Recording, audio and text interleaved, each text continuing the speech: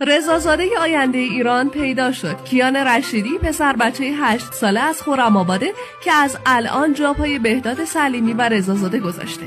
این پسر بچه با قدرت ماورایی که داره قوی ترین مردان ایران رو با قدرتش متحیر کرده. باورتون میشه کیان توی 6 سالگی تونسته وزنه 95 کیلوگرمی رو بلند کنه و توی 7 سالگی وزنه 105 کیلوگرمی و در 8 سالگی موفق به لیفت سینه 130 کیلویی شده. این اعجوبه واقعا توی دنیا تکه و نظیر نداره. به گفته پدر کیان، اون از 3 سالگی فیلمای رضازاده رو نگاه میکرده و فوق‌العاده به رشته وزنه برداری علاقه‌منده.